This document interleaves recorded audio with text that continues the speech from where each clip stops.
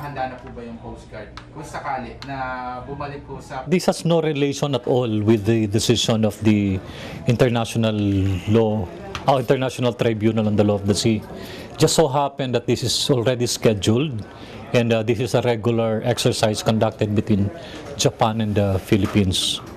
So walang relasyon ito, and ginagawa lamang natin ito because we would like to enhance the interoperability of both participating countries.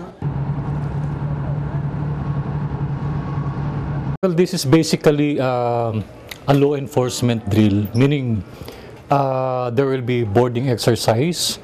Ang senaryo, pagka merong mga napiratang barko o merong mga crimes committed on board the vessel, even in the high seas or sa mga territorial waters, papraktisin namin yung magiging reaction ng both parties like Japan Coast Guard boarding team tsaka yung Philippine Coast Guard boarding team.